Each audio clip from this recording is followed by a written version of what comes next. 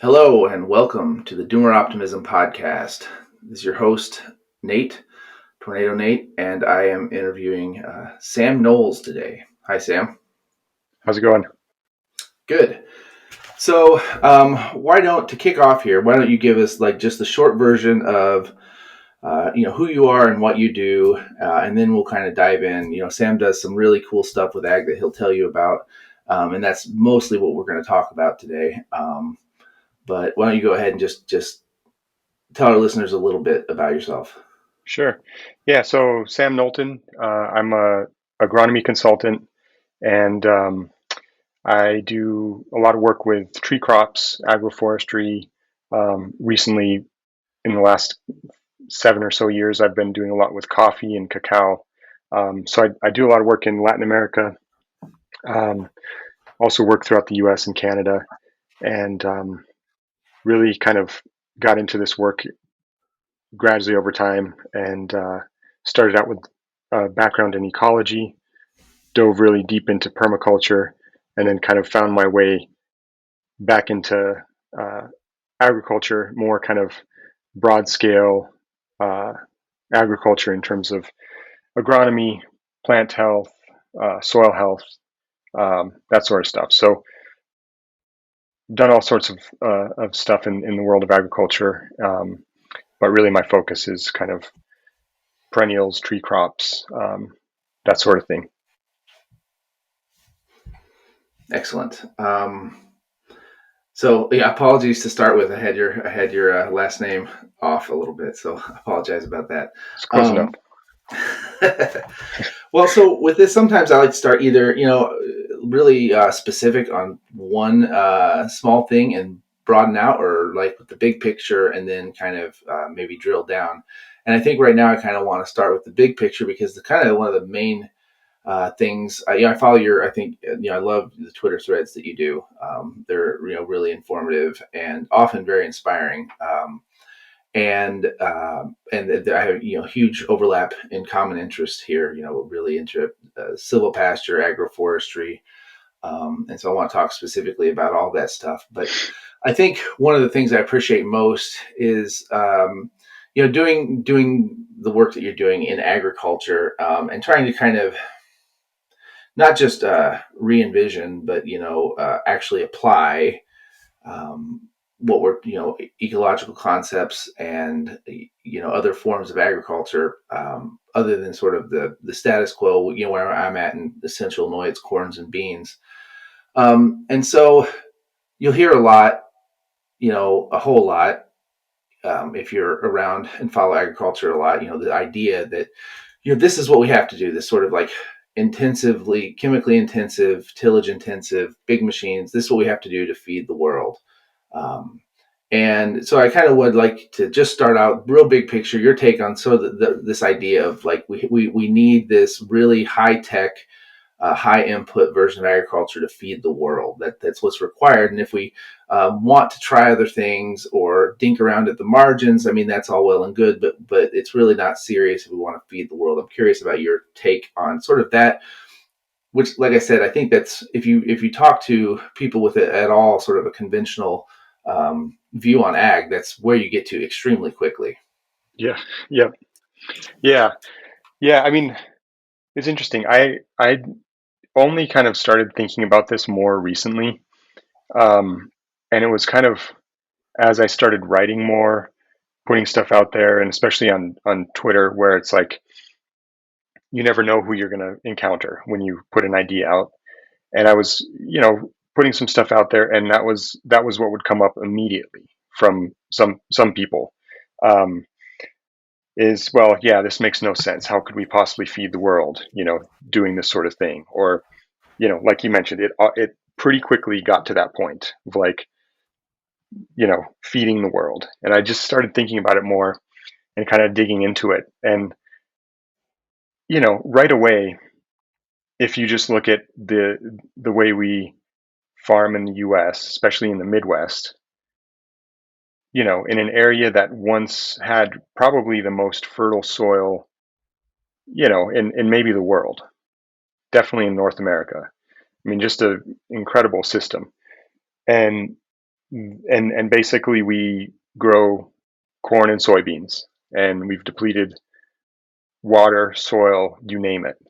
Um, and 40% of that goes to fuel, biofuels, um, and it's not a very efficient production system in the sense of like producing nutrients, um, and heavily subsidized.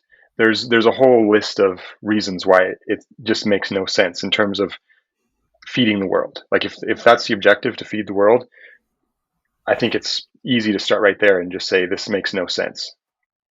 Um, so I think that was like the first thing that I looked at, and then I started looking at like other causes for um, like food waste, for example, and refrigeration, and how that contributes to a massive waste of food. I think it's like a third of all food harvested is lost due to lack of proper cold chain or refrigeration somewhere along the process. Um, and you know, I just think it quickly becomes an argument that's not really very sound. And then then I think about like the responsibility of feeding the world. Like if you look at one particular region, one particular agricultural region, the way I see it is that that region should be set up in a way that it can sustain itself, rather than have this responsibility to feed the world. If each bioregion was set up in a way that it was producing food for that particular bioregion, or maybe there was some intelligent trade relationships between them, I think it's a much better starting point for figuring out how to feed people. But this thing of like feeding the world, I think just gets it's just a distraction from what's really needed. I mean, it's like I feel like the same people who make that argument are the same people who, are like marching in the streets for peace in another country while they're, a jerk to their neighbor, or, raise kids who don't behave well, stuff like that. It's like we got to start locally first, right? I mean, that's kind of my general philosophy. Um, And that so is very likely why you're here today, because that's my general philosophy as well. I think that's what yeah, has definitely drawn me to to your account, and why I enjoy your perspective so much. Um, in terms of starting locally, and in the example, I always talk about the example too of exactly, you're agitating for peace 1,000 miles away. Rather than focused, here and now in your community. yeah, Uh, be it food, be it political issues, whatever. It's like, do what is around you. yeah, yeah. I mean, yeah. So I mean, I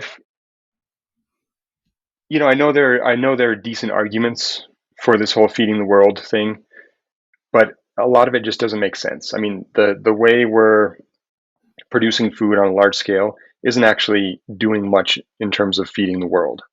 I mean, it's basically just running this um, cycle of overproducing cheap, grains that are devoid of nutrients, and putting money back in the pockets of the companies who are selling the seeds, which are the same companies that are selling the all the pesticides and often chemicals and everything. So it's just one big Yeah, negative feedback loop in that sense. Um, absolutely. It makes me think about like you have to think about, I think, what is it optimized for? Because you say like, well, it's not very efficient. And I think it clearly isn't. If you think about like how to efficiently produce and distribute food, it's obviously going to be done bioregionally, right? Like, I feel like that's obvious. Like it just, you hear all these stories about the food system, about things like salmon being caught in Alaska, shipped to China, where it's processed and then sold in Florida or something crazy, and the food chain is full of these things. It's just like Yeah. and that's supposedly efficient. So it's clearly not. I think obviously it doesn't pass the eyeball test of efficiency, but it is efficient in some way because so we have this sort of interesting uh, idea of feeding the world and efficiency that is built on certain assumptions that maybe are divorced from. I mean, not maybe, that are completely divorced from ecological efficiency, but it is some sort of efficiency. So, what is the food system sort of optimized for, if not for actually producing nutrients for people? I mean, I think it's just it's optimized to run this industrial feedback loop, where it's basically um, how many different ways can this these same entities benefit from the production of one single good, and it's like it's a pretty good deal for them, for seed companies, for example, who sell the seeds that require, certain pesticides, that require a certain amount of fertilizer every year. It's a good business model in that sense. Mm-hmm. Um, and I'm not like anti-capitalism or anti-globalism. Like I'm not that extreme, but I just see that this just doesn't make sense. Like if the argument is we need to feed the world, and another aspect of feeding the world is maintaining ecological function, so that there's our land has the carrying capacity to actually produce food and to uh, you know um, to remain a viable habitat for animals and etc. I mean, that's something that's rarely mentioned in this conversation. So Yeah. if we want to feed the world and feed a growing population, we need to maintain the ecological function of our land and really improve it. I mean, there's few places where it's functioning optimally, so it really needs to be improved first and foremost. So like I said, this is like something that I'm kind of thinking about still, and kind of change. I'm open to changing my mind, and I just think that it's a really poor argument. I mean, this whole we can't do things a different way because how are we going to feed the world? Um, it's just very linear, and there's not much linear about ecology or agriculture in the way I see it. Yeah. Yeah. I think that's a really really important point that the linear it's like you can only think about within this industrialized kind of system or mindset. You can only think about so many variables at a time, right? You got a few inputs you can think about, and you got one, two, three outputs that you can think about, right? And you want the and natural systems don't work that way. Is put this in and get this out. There's Yeah. so many circular um, so many circular arrangements. And why don't you give an example? What you always give these great examples on Twitter, these really wonderful threads about uh, systems that are more that produce ecologically. And so I wonder if you could pick, as one of the systems that you've described, and just talk a little bit about how that produces food in a different way. Like, what are the differences, and how just describe one if you can bring one to mind. Yeah, I mean, let's see. The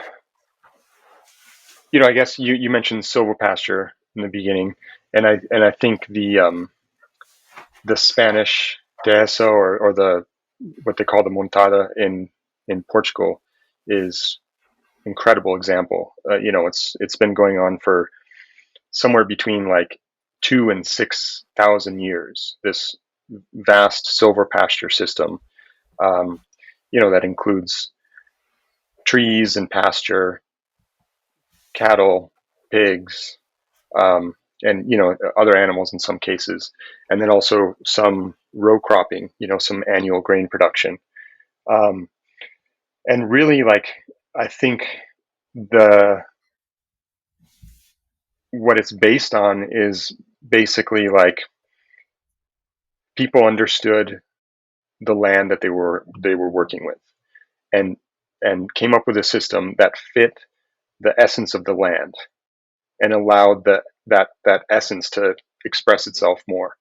Um, so rather than take this kind of like hilly country and plow it all up and grow grains to ship off to another location, they figured out how to manage the trees so that the trees didn't grow too dense, so that you know um, they inhibited the pasture, and then figured out how to stock animals properly and graze them in the system, and also take advantage of there's a it's a home oak is the kind of predominant tree species that produce a really rich acorn, not only for like human consumption, but it's consumed by the pigs in that area. So rather than like imprint a foreign idea on the land, they, like I said, they kind of discovered the essence of the land and how to really cultivate that. And it's a very productive system that fits the land, captures the water, you know, builds soil year after year, and is very productive. And there's also a really unique and deep food culture built around this system, which is something that you look at, like, in the US, the big agricultural areas, like, what is there a food culture? I mean, I don't know where you live in central Illinois. Is there like a much of a food culture built around the, the agriculture system there? No, the food there is a food culture, but it is not built around the agriculture. Like that's one of the things. There's vestiges of it, like but it isn't. When I moved here, one of the um, things that was shocking to me was a neighbor of ours who's a dear friend, lovely, lovely people, and has does corn and bean in the thousands upon thousands of acres, like a big big operation. It has cattle, has a sizable herd of cattle. Um, and we were talking about it, and he told me, and I mentioned something about locker and side of beef or whatnot, and he's like, "Oh no, we just buy ours from Hy-Vee." Yeah, And my jaw just hit the floor. Like I wasn't prepared for that. I was like, what? yeah, Just and that was how, and that was a real moment for me to realize just how divorced, um, food had actually come from how people live here, right? Even the people producing the food don't even eat the food that they're producing. yeah, At least not until it's been run through a feedlot, and then through a processing plant, and then through a supply chain, and then back. It's like yeah, just I thought, it's like a food culture is one that directly, you're growing things to eat, and so then your the way you eat is built around what you can grow there, and then this is just the opposite of that. So there isn't, I mean, there are like local dishes, and I think it's they're vestiges sometimes, like fried chicken, things hmm things like that are really popular here that used to be, they go out and wring the neck of a chicken, fry the chicken, that's what you eat. But that's, it's not, fried chicken is still a really popular food, of course, in this area, but it's goes through a whole chain before it gets to the plate that has really nothing to do with how it's produced. There's no link anymore. I mean, yeah, very little, very little. You have to look pretty hard, and it's not. I don't think you could call it anything like a culture at this point. yeah, yeah. I see that often, and I mean, I think that's an important aspect of this is having some sort of um, culture around the food that's produced in a region, and I just see that so much. Another different example, but in the same vein, is coffee. Some of the worst coffee I've had in my life is on coffee farms or in the best coffee growing regions in the world. and oftentimes the growers or the field workers, the agronomists have never tasted the coffee from their own farm because it's shipped off right away and exported. So they don't even know, one, if they're growing something of quality or what it's even like. And in a lot of these countries, it was rare 5 years ago to find like a specialty coffee shop where you could, even as a tourist, experience the coffee of a region. It's changing a little bit, but Mhm. Mhm. um, it's just something I've always found interesting and observed in lots of different areas. So That is, I share that fascination. And today, when we think about food culture, there's been that kind of farm to table boom, which is sort of interesting. But a lot of what it's like it's about sort of novelty for novelty's sake sometimes, and so much of it is kind of washed out and international, which is fine. But it's like I think what's one of the things that's most fascinating, and always has been most fascinating to me, is particularities of food culture. Like I'm not interested in like what's the best recipe in the world, but like what is a local food that is sort of produced and made and handed down that is sort of unique to this particular place. Like that's really, yeah, and then because it not only then is about the food you're eating, but there's a whole life way that supports that thing, right? Like there's people yeah, who grow it, there's people who process it, there's people who understand how to create just exactly what it is that you're eating, and I find that to be really fascinating, and something that once that's lost, it all just kind of becomes washed out in a big in the big consumer market, and I think it loses a lot. yeah, yeah, um, yeah.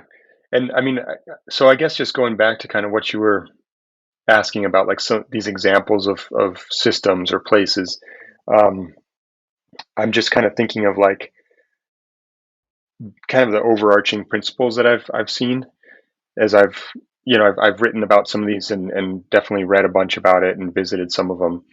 Uh, and like the the Inca had another really fascinating system, the Incan Empire in Peru, and they one of the things that they did really well, a couple of the things, is they captured water and moved it to where it was most needed. So they had this incredible system of terraces and also aqueducts to capture and move water. And then they also transformed, really undesirable land in terms of producing food into something that was pretty bountiful. Um, another Another example is the Chinampas in Mexico, outside of Mexico City, the floating gardens. That was another one where it was very the way that they worked with water in order to produce a productive system was first and foremost. And again, it was taking a land that was completely unproductive in terms of food and you know fiber, etc., building materials, and made it very productive. Um, so what I see today with the way we're doing agriculture in most places is where um, there's a complete neglect for the way we're working with water, and it's wasteful. Um, Rather than capture water and utilize it, you know, it's basically pumping water, and it's just running off the land, Where and I'm where I'm taking. at in, where I'm at in the Midwest, we have from a certain perspective too much water at certain Uh-huh. times of the year, so they everybody facilitates water leaving by putting in tiling, and so which essentially just allows, it does reduce erosion within that system, Hmm. um, but yeah, so every April, May, the water is just basically piped off, and then you have drought in July or August, and Yeah, there's no exactly. water. There's the soil's not holding water anymore, Right. and so that's how water is managed here. I mean, nobody Yeah, builds retaining. I mean, every once in a while you'll see a retaining pond or something for people that have cattle, but that's not even. I mean, cattle are just kind of basically a side hustle for people around here anymore. Either it's all grain and beans, yeah, and yeah, they facilitate the water leaving. right. Yeah, I mean it's like agriculture designed as a as a parking lot. Just move the water off as quickly as possible, and once it's off your lot, no longer your problem. Um, and part of that is perennials are so uh, you know um, lacking in that type of system. With Hmm. some trees and perennials, you could be infiltrating that water a little bit deeper and utilizing it. And so yeah, I mean, there's that example. I've seen that similar thing in coffee as well. In a lot of these coffee growing regions, um, people could count on the rain coming almost to the day every year, and all of the activities, from pruning to fertilizing to harvesting to processing, were kind of planned around this little window of when the rain would come, because that's when the trees would flower and kind of begin the cycle of the next harvest. And um, that's changed a little bit, and things have dried out in a lot of these regions, mostly because they've cut down so many trees. And basically, what people did was what you described. They would get too much water at certain periods of time, so they would just shed it off as quickly as possible. You won't see a retaining pond or any sort of system to kind of slowly infiltrate the water. And then, a month later, it's super dry and the trees start withering, and you lose significant yield as a result. So, whether it's too much water or too little water, wherever it is, I see that as kind of one of the underlying problems with agriculture across the board. Is there's just no regard for the way we're using water. Yeah, Um, that's a really common theme with everyone I'm talked to. Thinking about ag from a ecological perspective, it's almost everybody brings up what you're bringing up, which is just like, yeah, water is necessary for life, and how you manage water is paramount to getting productivity from the earth. yeah, yeah. I mean, it's absolutely the most limiting factor. I mean, and I've had people argue with me recently about that. I wrote something about that, and I had people coming back to me saying, well, actually, no, it's, the most limiting factor is nitrogen. And you just need to kind of look at this calculation and see how, I'm right about that. It's like, but there's no nutrient uptake without water. I mean, it stops after a certain point. So, um, I think that's kind of the one of the big contrasting points between the majority of agriculture today and these systems that worked for thousands of years and fed large amounts of people.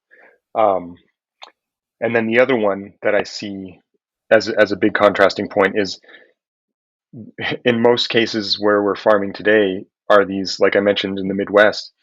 Some of those soils were some of the richest in the world, and we've degraded them to a point where they just don't produce. I've been on farms that no longer produce, and there's no longer a response to fertilizers because the soil is so degraded and so devoid of life, that they're just not getting any sort of response.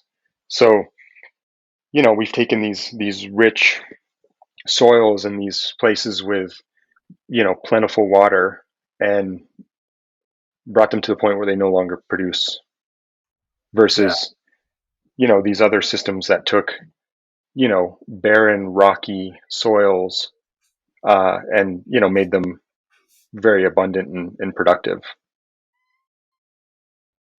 My cat snuck in here with me. Yeah. um, Yeah, even on our place. So, I've mentioned this on the podcast before, so I won't go too much into our farm. We've been here for 10 years, and we have there's about 300 acres, and over the last 5 or 6 years, we've been working to take over the pasture ourselves. My wife and boys and I, and we still have a good 120, 130 acres that are row crop that we work with a couple of Mennonite brothers who farm it, and it is certified organic ground, and they farm it organically. It's kind of one of those things that's like a step in the right direction. There's real problems with they you have to really overtill, in my opinion, and it's not necessarily the ultimate system, but it's a step in the right direction. It allows us to not have to dump chemicals everywhere. But one of the interesting things to your point is we had this old hayfield. It was an old hay, like it was kind of wasn't producing good hay anymore, and we're going to turn it into in about 3 years. We're doing an NRCS plan. In about 3 years, we're going to put it into native grasses. But in the meantime, we kind of they're going to farm it for 3 years with corn and beans organically. So they're going to do that there. Um, and this was the first year that they farmed it in corn. It was like a 30 acre, or no, maybe like a 20 acre section. Hmm. And again, it had been in perennial, not very productive anymore, but it had been in perennial and hadn't been farmed at all. And man, the yield they got off of that was incredible. It's better than any yield they got anywhere ever. Just basically something that had been left alone for a while. And still extracted. I mean, they still had hay cut off of it and was grazed and whatnot. So it's not like it was being really well managed, but just the fact that it hadn't been continuously cropped I mean, it's been like that for at least 15 years. It hasn't been, and just from that, their yield was huge compared to the yields that they get in the in the farmland that's just continually every year extracted. Yeah, yeah, yeah. I mean, on a lot of those farms, it doesn't take a whole lot to really turn them around. I mean, Mhm. it's effort, and it's a certain mindset, and it's the willingness to do something different, which is probably the hardest part. But in terms of like applying an actual tool or practice to get a good response, it doesn't take a whole lot. It really doesn't. Yeah, the I'm really interested in, and I wonder maybe kind of if you'd be willing to say more just about maybe agroforestry and silvo pasture practices that you could see, like maybe particularly in if you're open to it, particularly in the Midwest, just because I'm kind of a Midwest supremacist, and I like Yeah. to talk about the Midwest. Talk about agroforestry and or silver pasture practices. Yeah, how what would those look like in maybe in the heartland? Yeah. So, I mean, first of all, I guess I'd say most of my experience with agroforestry and silvopasture and that sort of stuff is in the tropics. That's kind of where I've focused for almost 20 years now. I did my first project about almost 20 years ago, and that's kind of what most interests me and where I see a ton of potential, and just Okay, well then what I talk like. about But that. Then talk about that a little more. That's fine. well, I'll get Stay there. in Let your me. wheelhouse with that. No, I can. I'll still get to what you asked. I think because it's something that I think about. I don't have as much experience, um, but I love the the idea of integrating things like chestnuts, and there are a bunch of people doing that up, not only in the Midwest but in the kind of the eastern part of the country. I think that's I mean, there's just so much potential there. It's such an incredible tree.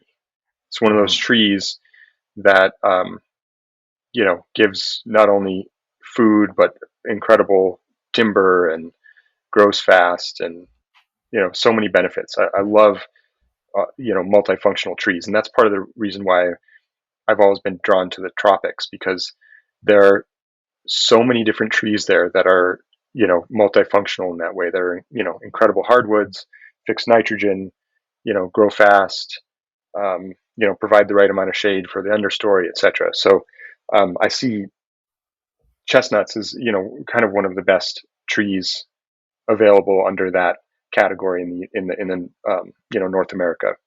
And then there lots of the oaks, um, things like black locust I really like a lot. Honey locust even. Um, No, one of I got a blood flu. I got a blood feud with the honey locusts, but yeah, um, you have to manage them properly.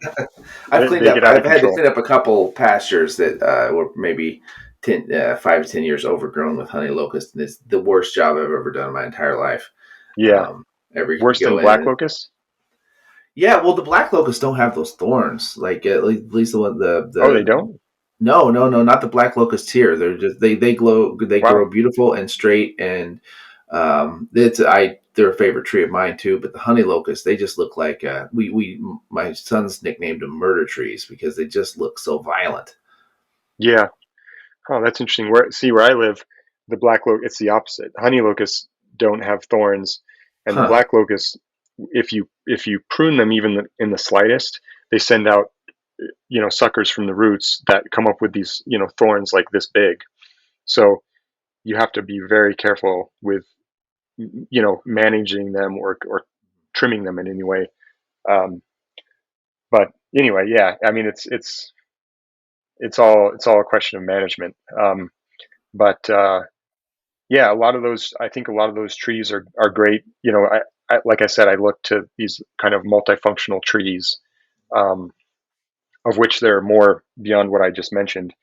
And then, integrating animals, whatever makes sense. Cattle, sheep, goats, whatever. And I like, like for example, Mark Shepard. I don't know if Yeah, you're fairly close. I don't know if you've been over in that area. I haven't been to Um, his place. He came down here and did a workshop at a friend of mine's place once, like six yeah, or 7 years ago. So I got to see him. I went to that workshop, and so yeah, I'm familiar with his work. yeah. I mean, I think that type of system is really interesting, and I don't know if he's got animals integrated into that at this point, but um, I think that works. It can be designed for that purpose. Um, there's there's so many options. There's a cat. I got animals integrated everywhere here. Uh, um, yeah, and I don't know if there's something more specific you want to go into, but I basically what I'm saying is the potential for those types of systems in the Midwest, I think is really pretty great, um, and it's just a matter of um, the right incentives, um, you know, maybe shifting some of those corn and bean subsidies towards tree crops and silvopasture, and then There is a big program that yeah, is that is available that just they're just accepting applications now. It's a joint program with the USDA and the Nature Conservancy, I think, and yeah, uh, to put in a lot of. We're not ready. The first deadline came and passed, and we weren't ready to apply here. But it seems like a very cool thing, and it is just that. It's putting up some money for installing silvopasture systems because that is the to me, there's the mental piece of it, which is not insignificant. I mean, with farmers, a lot like we've planted a few thousand trees, and when you talk to farmers, it's sort of like, yeah, we work like hell to get the trees out of the fields. yeah, Like that's what our ancestors have done. Is like we try to like get them go. Why are you putting the trees back? So there's like a mental hurdle, but then the other one is the huge one is just really expensive. You put trees in yeah. and The upfront and you costs. tend them, and it's a huge upfront cost, and you don't get a return for quite a while. And Yeah, so um, programs like this can make just a huge difference because not most people who are interested in doing this are there's a ton of people you might be bootstrapping or something like that, and the sort of capital it requires up front is daunting. yeah, yeah, yeah. It's true, and I think there's the program you mentioned is a good one, and that's kind of I think that this is the first year that it's Yeah, being rolled out, and I think there'll be more. I mean, there's just so many benefits. If even if you're just looking at animal health alone, I mean, incorporating trees and providing, some shade is is a huge thing for animal health and even weight gain, which, then leads to more meat that you can sell. And just in that, kind of narrow uh, approach, it's very beneficial. And then if you plant the right tree, you've got, you know, like in the case of chestnuts, the chestnuts you can sell, the timber after a certain point, Hmm. same with things like black walnut. Um, you can get really creative with it. And I think that's Yeah. what's kind of lacking in agriculture, is just like, yeah, it's a science, but also there's an art to it, and it requires some creativity to really put in the best system that you can in a given place. And I think we are limited when we think about agriculture just solely as like this linear science. Yeah. And back to the feeding the world thing, or I've another similar thing I come across is like people, want me to cite the literature when I'm describing something or when I'm talking about something, uh, you know, that's possible or that I've seen done in the field, some anecdotal experience. Well, it's not true if it's in opposition to the literature. Thing is, like, the literature in agriculture is like decades behind what's being done kind of on the most innovative farms. So Yeah. if we're going to follow that, it's like, where are we headed? You know? Um, Exactly. It's really, and the degree to which the big state universities are captured by the mindset, the feed the world mindset, the industrial ag mindset. It's like, well, that's the research that's been produced for decades. It's like, if you follow the science, you're following a very particular view of the world. yeah, yeah, and Which isn't, it's not, I want to be clear. I mean, that's not an anti science take in the slightest. That's just a limitation of the way science has been done in this area, for a right. long time. Yeah, I mean, I read all sorts of papers and I apply, all sorts of peer reviewed, kind of conventionally approved stuff to, what I'm doing in the field all the time. Hmm. I have a very kind of integrated approach in that sense. But I think if we were to just follow what, you know, we're told is, the right way to do it, or, what's been peer reviewed or whatever, it's just not going to work out. I mean, we're just going to kind of head down the same path and miss lots of opportunities. And it really has a hard time, or it's really, it flattens out a lot of the variation, because you got like so many different, uh, you got climate factors, soil factors, slope fact. Like, there's just infinite factors of a particular place, and you can't always just blanket like, I'm going to take this science over here and apply it to this place, um, because there's just so many. I know, so sometimes just that local and particular knowledge is so important when we talk about silvopasture. I know, like, I look at my hillsides that are bare, right, and they get scorched and they don't produce very well. But where there's a tree or two, the grass is abundant underneath the tree. Like, I Hmm. see that with my eyes. I don't really need a study to tell me that when there's the water that the tree holds and the shade it provides helps nourish the, helps nurse the grass. Like, it grows better when there's trees. It's just obvious, like, it's up to my shin, and it's struggling to, and the grass that's completely scorched and exposed on a hillside, without water and without shade, that it's stunted. It's obvious. Yeah.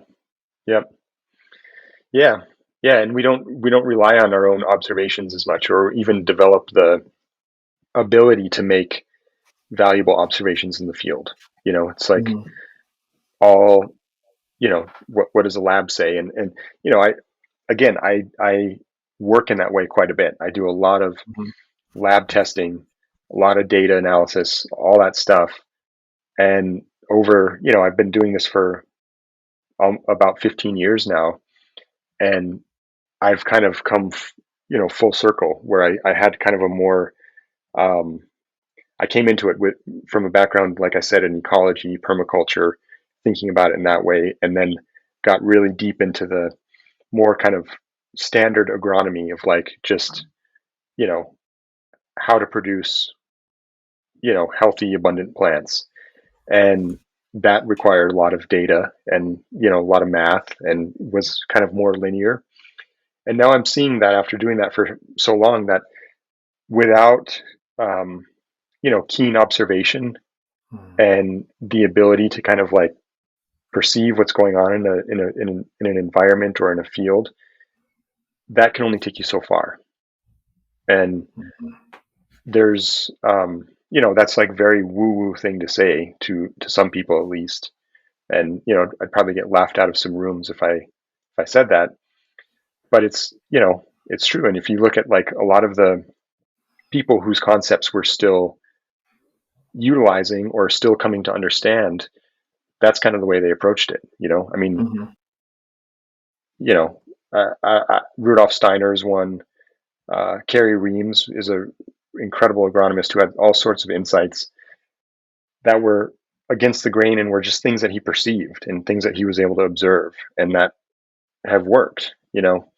Well, That the there's not first, I mean, necessarily. the first step, people forget sometimes the first step of the scientific method is observation, right? Like Yep. that's where it starts. And I feel like sometimes it gets built on abstracted assumptions that have already been made. And so in a way you kind of have a house of cards that's built on a foundation that isn't anymore direct observation. It's not built on direct observation. It's built on Yeah.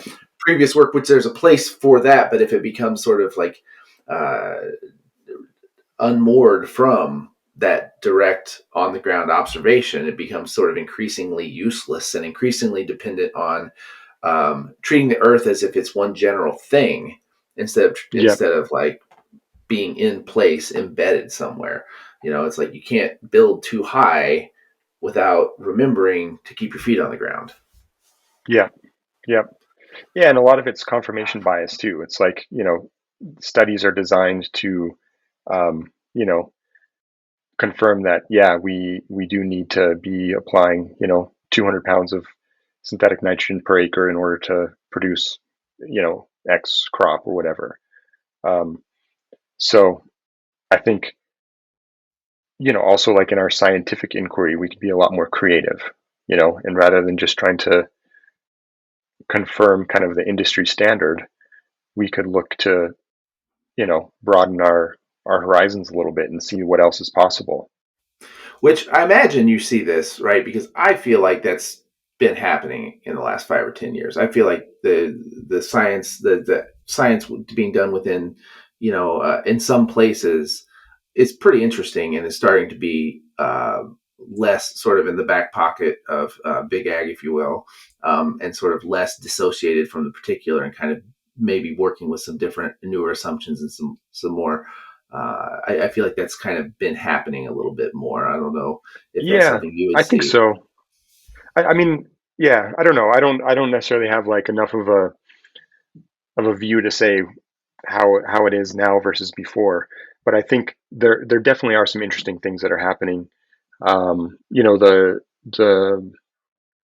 whole study of rhizophagy, which is, I'm not sure if you're familiar with that, but it's basically this guy James White from Rutgers University. He has been studying the endophytic bacteria and fungi. So basically, fungi and bacteria that are from the soil but have a relationship with plants within their roots. So they go from soil and they're kind of subsumed by the plant roots, and then they live a certain cycle of their life within the root of the plant.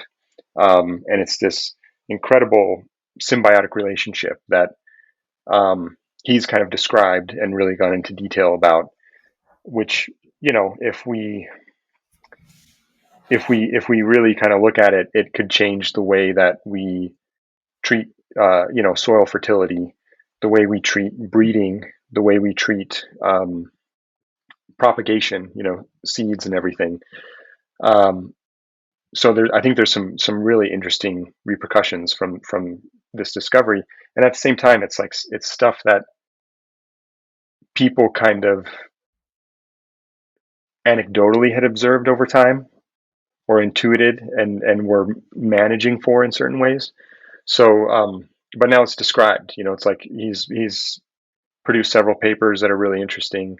Um, And at the same time, a lot of people really push back on it and say, well, it's not, it's still kind of incomplete and it's still based on all these assumptions. Um, so even when there is something kind of interesting and groundbreaking, um, it really gets a lot of pushback. So I don't know. Hmm. I'm a little skeptical, I guess, Yeah. and but at the same time, like there's all sorts of interesting stuff that's going on in the field, all sorts of Yeah. stuff that's happening anecdotally, um, which you know sooner or later people will come around to it, and sooner or later universities will be studying that. Yeah. I just recently had an interaction with Jason Mock. I don't know if you know Oh him on yeah. Twitter. He's been. I've interviewed him Oh, on cool. the podcast before. Yeah, really interesting guy. I'd like to talk to him Yeah. sometime. And he's doing some cool stuff. And Oh yeah. he I forgot exactly what he said, but it was like something along the lines of like basically just showcasing this really cool relay cropping system that he's doing. And he said you would think some university would be interested in what I'm doing, but they're not. And and I said something to him like, well, that's a badge of honor for you because that shows that you're actually doing something interesting. They'll probably come back around in 10 or 20 years and study what he's been doing. So I see that a lot. There are a lot of really great growers and farmers and other people involved in agriculture who are more at the leading edge of things, and eventually people will come back around to it and kind of study it or describe it. Yeah. Yeah. Absolutely. It's really neat. Really, really neat system, and it is sort of surprising to me that he hasn't gotten.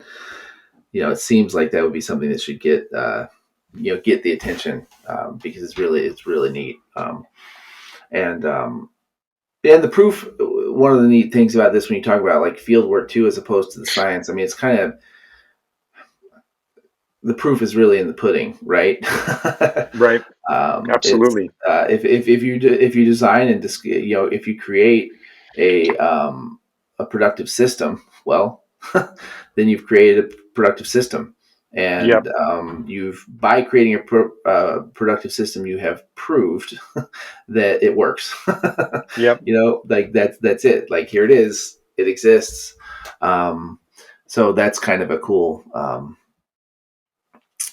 thing about that is you Yep. just the proof is in the pudding again. Yeah, and also like I think another mindset that we need to get rid of is that just because something works in one place doesn't mean it should be done everywhere else.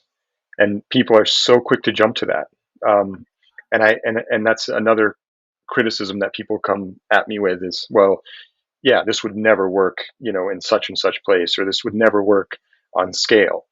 It's like, well, it wasn't intended to. The reason it works is because it was designed for a very specific context, in a very specific type of land. And it's the principles that we can take from that and apply to other places, not the exact practices. And I think people get that wrong all the way from, permaculture to, conventional agriculture. They're just looking for how they can apply the same recipe Yeah, that someone used successfully over here to this place over here. And I've seen it. I don't know. I think it's just something having to do with human nature because, like if you look at permaculture or, yeah, let's start there. Permaculture. It's very, I mean, permaculture really teaches the opposite of it. It's a principle based approach to, ecological design. And yet, when I was really into permaculture in my early 20s, I would see people take an herb spiral, some practice that's popular in hmm permaculture, and apply it somewhere where it made no sense. Or swales, be putting in swales and, you know, dryland soils where another practice that fit the same principle would make much more sense. yeah, So, um, yeah, anyway, I think being able to kind of understand things from like a principle based approach is something that is really lacking. Yeah, yeah. Principles, or I think a lot in terms of processes too, Hmm. instead of a particular Yep. thing. It's a process or a way or a principle. Like if you understand the principle and you can apply, and principles and processes are inherently flexible, right? Like Yep. they you implement them differently based on the variables that you're working with. So there is no Yep. there's no prescription. You can implement, and there is also, you're not limited. If you really understand the principle, you have a process. If you're not limited, you can apply that flexibly in lots of different environments if you're paying attention, and in touch with. And again, there's just no, Ashley, um, uh, Colby, she is the co-host of this podcast. She talks about, she kind of coined the term spreadsheet brain, and I think it's a Hmm. wonderful. Yeah, I've seen that. Man, I love So that good. term. It's so Yeah. good. It's so applicable, and I think that it's when we kind of want to think. Basically, the way I see it is, it's when I think in terms of these either broadly applicable, like we want all of our we're leading with this knowledge instead of leading with observation. We have the Yep. rows in the spreadsheets, we have the information, we have the data, and we think we can just apply it anywhere. Yep. Rather than paying attention. It's that principle I talked about before. It's that idea we talked about before, when you're kind of split or divorced from being in touch with the land, or being in touch with relationships, or being in touch with the culture, being in touch with something particular, and it all Yeah. becomes generalized into just information. And Yep. then you should be able to manipulate the information however you want. Like you don't have to, and you forget that like nothing happens outside of relationship. Yeah. Um, No, that's so good. I mean, and it's kind of what we've been talking about from the beginning. The whole feed the world thing is spreadsheet brain. yes, The kind of like way that agriculture has been forced into this kind of linear type of system is the same thing, spreadsheet brain. And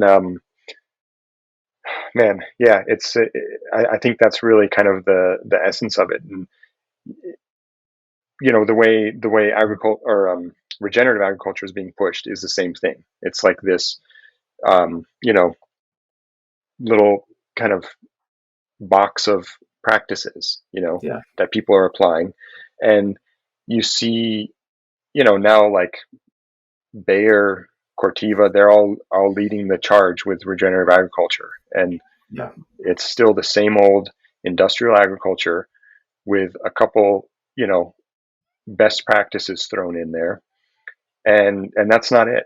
I mean, that's really not it. When regenerative agriculture is about kind of discovering the essence of a place, of a piece of land, hmm and bringing that to fruition. And it's not something that is a set of practices. And it's it's like it's you not said, just, it's very yeah, it's not just cover crops. no, and it's a process. It's a process, like you Yeah. were mentioning, and it's based on some principles. Um, so A hopeful yeah, thing for me with all this um, is that oh, my cat's invaded me again. She's not even supposed to be in here. Um, a hopeful thing for me with all this uh, is that it's pretty fun. It's pretty fun to think in this way and to participate in this way. It's one of the things, like yeah, to bring back Jason Mock. He works a lot with a guy named Zach Smith. I don't know if you know him. They work no, together a lot, and Zach has kind of invented this mobile barn called the stock cropper. oh, okay, yeah, I've seen Yeah, him. I've seen and him. yeah, Yeah, and he's Zebulus Prime on Twitter. okay, Yeah, that's it. Yeah, I yeah. didn't know I didn't know his real name. Cool, Yep, they were both on together, cool. and I love that because and it's kind of what you're talking about too, which is what I think is really the way forward, right? Like you see a lot of these really alternative ag systems, and you see a lot of these like really conventional ones, and it's like, well, we're going to have to do a little bit of the best of both, in my opinion. Like Hmm. we need to use technology, and we need to use some of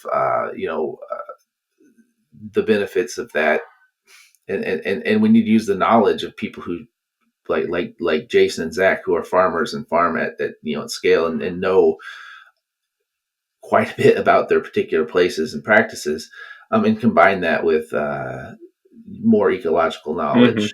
To me, that's the real way forward. It isn't just like, Yep. hey, we're going to have a bunch of 5 acre plots, and people doing really really small homesteading stuff. It's like, no, it's going to be farms, that do have some scale to them, but are done in this way that you're describing. Yeah, absolutely. I couldn't agree more, and that's kind of the way I've approached it. Is like I said, I had this real kind of like ecological minded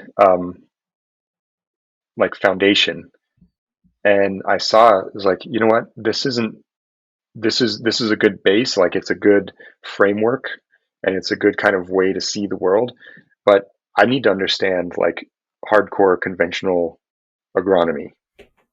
And I went, down that path and studied that for years, and that's a lot of the work that I've done. I mean, I've a lot of the farms and the companies I've worked with are, very large, kind of agribusiness, you know, Dole, Del Monte, those types of people, and they're not going to want to do like, turn their vast banana and pineapple plantations into an agroforestry system. But there's, some of those principles that I can apply in other ways that, kind of introduce that, that type of mindset, practice, those principles. And that's what I've always been fascinated with. It's like, how can I go the other way? Because a lot of people are trying to take kind of that conventional mindset and go towards kind of the more ecological. And I was trying to take the ecological and apply it to the conventional large scale stuff in a way that, worked for them, meeting them where they're at. And I yeah, I think it's a lot of fun, and it's like given me the opportunity to just learn something new every day. Yeah.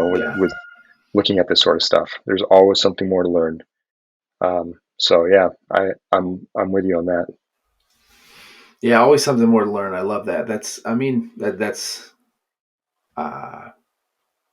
what makes life rich. Is what, and I think that is one of the things again that makes me kind of hopeful, is because it's an interesting and fun way to be on the land. You're participating with it.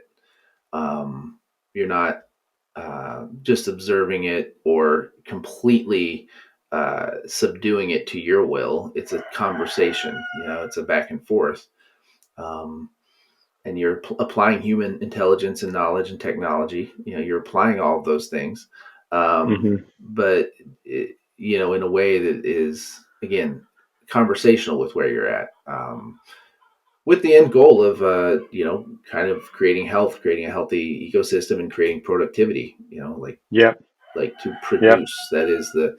I mean, that's what we have to do. We have to produce. Um, yeah, it needs yeah, to and be it's an ecological system that produces abundance. yeah, yeah, and it's dynamic too. I mean, it's again, it's not like a Excel sheet where you input two numbers and it gives you the product of those two numbers. It's like in an agricultural system, you input something and you're never really sure what's going to come of it. It's like from one year to the next, it might change. There's another variable that's introduced, and then you have to react. So it's um, I think that's what's really cool about it too. I mean, I've worked with many similar farms, and but they all look different. I mean, there's different variables, there's different things that you need to account for and react to, and um, that's what I love. It's just like a new challenge each time and each year. Yeah, every year. That's for sure. One of the things this year that was neat, on our place, is because we've been, like I mentioned, I think this is our 6th year of having cattle, of utilizing our pasture and ourselves. And we went to not using pass through, for to for parasites and whatnot to regulate that. So and to do fly control. So we kind of stopped doing that. Well, of course, we stopped doing that, and then we had terrible flies. I mean, the flies got so bad. Um, but if you go back to using it, then you won't end up with the dung beetles that you need to control. So it's sort of one of those things where it's like, okay, so we try all these natural fly method control methods, oiling, things like that, that don't rely on chemicals. Um, but you're kind of tempted to go back a lot because the flies are really bad. And somewhat time that damages productivity, pink eye, all kinds of problems with huge flies. But then this year I was out, and for the first time I was turning over some patties, and there's dung beetles everywhere. And then Nice. also we had an incredible year for swallows like we've never seen on our farm before. Just like thousands of swallows. Like we've always had swallows. Swallows are my favorite. I love swallows, but this year was a huge, and the flies were much better this year. And it was kind of Hmm. those things where you just like kind of sit and wait and let nature do its thing, but you're kind of like it should come back in balance, right, and then it does, and it's just a really gratifying thing. And we'll see what this year brings, but the fact that you're kind of letting nature do some of the work instead of, but there is that period of time. There's that transitional period where it's the land isn't equipped to do it. Like there's not what's needed there. You have to Yeah. you kind of have to wait and get through that. It's like with you have the dead soil. It'll recover, but you have to actually stop what you're doing and change, and probably go through a couple years that are sort of rough to give it the chance to recover. Yeah. Yep. Yep. Oftentimes, and at the same time, there's ways to accelerate that. I mean, I'm not like a big believer in like this whole regenerative agriculture model requires uh, reduction in yield, and it requires this multiple year period of just kind of suffering. It can without proper kind of Yeah. integrated management, but I've I've been involved with many examples where that's not the case, where it's like quick turnaround and much better results. So Well, believe me, I was on Facebook, dung beetle exchange. I was looking all over. I was trying to figure out how I could buy dung beetles and get them there quicker. I couldn't find any that were adapted to sort of like this climate region. So I was there. I talked to a few people and got close a few times. I was like trying to buy them and bring them in, but it took a couple years. But they found us yeah, yep, nice. because I wanted to just inoculate everything. It's like let's just get it going now. But yeah, it's seems like that would be an interesting business, but finding, there's not much. Apparently, there's not much of it. You can in Australia. It seemed like there were more like people were like selling dung beetles, and there were Wow. that seemed like more of a thing. But in the U.S., it was really hard to find a way to buy dung beetles. Yeah. Well, that's a beautiful thing is if you create the conditions, they'll come, they show up. Yeah, yeah, that was what I was operating on, that assumption, and it had been a couple years. I was like, hey, where's these guys at? um, yeah. So let's see. We've covered a lot here. I guess, is there any other? I really enjoyed the aspect of the conversation. We talked about the way that the land is sort of tied to a people through culture, and food culture. That's an area of fascination for me. I wonder uh, if there's places that you've been where you kind of see that connection still pretty strong, like it hasn't been disrupted as much, where there's still kind of a uh, sort of a whole culture of food, and that ties people to a place. And if you had an example of that, or could describe a system that was intact somewhere or relatively intact. Yeah, I mean, so I haven't traveled around to a lot of the places that I'd like to where that does exist so far. I mean, I hope to one day, but I think what I've seen more than what you're asking is places where people are trying to kind of recover um, the kind of their food heritage and kind of localized food again. Um, and I guess, I mean, there are a couple examples. One, there's uh, a great farm that I work with in Guatemala. Um, that's a fifth generation coffee farm, but they're also a dairy, and they're now growing all sorts of other stuff. And we've implemented a bunch of different systems that are really cool. We're gonna eventually have some workshops and courses there and kind of open it up and share more. But they one of the the wife of um, one of the guys who's running it. He's the fifth generation. She is an incredible chef, and she's kind of um, her basically like whole objective is to reintroduce kind of old cuisine from Guatemala and utilize everything that's grown locally and all that sort of stuff. So she's her name's Deborah Fadul. She's got a restaurant in Guatemala City that's based on all this, and it's incredible. It's one of the best culinary experiences I've ever had. And it's just stuff you would never imagine eating, or combinations of things that you would never imagine eating that are just so delicious. And a lot of it's like simple stuff. Um, so that's one. That's kind of my favorite. Another one that I think is pretty cool, which is kind of a different spectrum of this, is I've worked a little bit with people at Blue Hill at Stone Barns. Dan Barber is the chef up there, and there it's very high end. I mean, it's like $500 per person for a meal there. But they're doing some really cool stuff, just experimenting with different varietals, different very like hyper local production. Um, One of the times when I was there, they made like a cover crop salad. So they just made basically like a this delicious salad of this cover crops they were using to cover their soil for the winter. Um, Stuff like that, which I think is cool because it kind of introduces it to a whole nother demographic of people who would never consider um, food or agriculture in that particular way. Right. Obviously it's not that accessible at $500 a plate, but it's cool, and they've kind of got that message out there a little bit more. Um, so those are two that come to mind of just people who are like working to return to this type of food culture that I've worked with and know. But yeah, there's plenty of places out there that I think still have like rich culture. I just haven't been yet.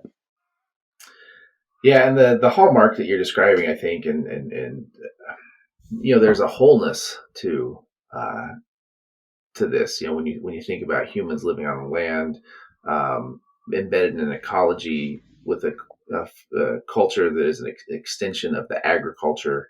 Um, there's a wholeness to that, and that wholeness can't be accounted for, right? I think this is, in some ways, this is the origin of spreadsheet brain. Is spreadsheet brain's like, well, we need to account for this, so we need things that we can count. Well, grain is easy to Yeah, count. We'll pull grain out and we can count it, and then we know how productive this system is. Now, we're not going to account for the milk from your cow that you feed your homestead, your family with. Like that's just whatever. That's just marginal. There's so much that's just yeah, like, yeah, it's just marginal. That doesn't, we want the cold hard numbers of, you produce this much corn, this much grain, and then that's a productive system because we can easily count and measure that. Um, yeah, but all the value of the wholeness is lost. The multiple relationships between species, the marginal production, that's probably not really, if you look at these systems on a whole, it's probably not actually marginal even slightly, but it looks marginal to the spreadsheet brain. It looks marginal when you're trying to count and collect and tax basically these easily produced, easily storable crops, and so you destroy this wholeness for the sake of um, these import export commodities. um, and that was yeah, and yeah, go ahead. yeah. I mean, and on kind of the restaurant world, I think it's similar. I mean, it's a lot easier to just have the Cisco truck back up Yes. and fulfill kind of the recurring order of food versus like actually go out in the field, which like both these chefs that I mentioned do that. They go out in the field, see what's there, and figure out how to combine it with the other things that are available and make something that's like incredibly delicious. And there's also the human health aspect of eating stuff directly from the field in season versus stuff that's coming from who knows where. Um, so I, I think it's the same like mindset shift that's required. And when it clicks for one, for a farm, it can then click for the chef, and then it can kind of click for the consumer, and then you've got a system right there Mhm. of people who can mutually benefit from each other. Um, so yeah, it's kind of all the same thing in a sense. Yeah. And it's like it's what's so interesting and exciting and also vexing about all of this really is it's rebuilding food systems that are ecologically sound is it's also rebuilding cultures that have been sort of degraded or destroyed. Like it's all one thing, Yeah, um, which is again what makes it really daunting, but also kind of fun and interesting, and I think hopeful because um, to me, it's all about reorienting towards real things rather than yeah, spreadsheets. Reorienting towards a real relationship with the earth, and a real relationship between people, and a real relationship between livelihood and production. Um, yeah, yeah. yeah. And I think it can be less daunting if we just think of it as like, you know, I I think some people see it as like, oh, we have to go back to the way things were, and like drop all of the, you know, modern understanding or modern ways of being. But really, it's just like adapting and you know Hmm. using what's worked long ago and coupling it with what works today. And that's something that I talk a lot about. I think people miss that point. Like when I talk about these, old agricultural systems that have worked so well, I'm not saying like, let's go back to this, let's Hmm. go back to the way the ancient Hawaiians produced food or whatever. But it's like, what can we learn from that and apply to, our modern day predicament? Yeah, And yeah. I think there's a lot. It's inspirational, it's aspirational, it's not exactly again prescriptive. I mean that's just I Yeah. mean in some ways that seems like an extension of the whole spreadsheet brain thing, like Yeah. well what you're saying this system is going to work, and of course this system, well no, no, you can't just Yeah. transplant the past onto now, but you can learn about the principles they were using, you learn about the processes they were in and adapt them, right? Yeah. No, people get really bent out of shape about that. I mean, I've had people come at me, all sorts of people with that sort of comment. Spreadsheet So, brain is a yeah. pernicious thing. Yep. Yep. I think that's such a good term. I didn't know. Uh, I'd seen it around. I guess maybe I saw it from Ashley at some point, but I was wondering who came up with that. Yeah, yeah, That's a really good one. it's a really good one. Yeah, it extends far beyond her now. I think a lot of people have picked it up and run with it because it really gets at a thing that is needs to be described. Yep. Yep. Yeah, and kind of like we're talking about, it's not like, isolated in one industry or one discipline. It's like it spans, everything that we're dealing with. I mean, Yeah, it's it's a very modern condition. Like spreadsheet brain is like a really modern condition of how we are conditioned to think about. Again, it's not we don't think in terms of wholes. We think in terms of inputs and outputs yep, and portions of life, and not as a whole thing. yep, yep. Well, on that note, I think we're getting close to the time I had allocated for this. So did you have anything else you wanted to add, or anything that you feel like we've neglected? Not particularly. I think it was pretty wide ranging. That was, yeah, kind of more than I thought we would talk about. So that was good. Great.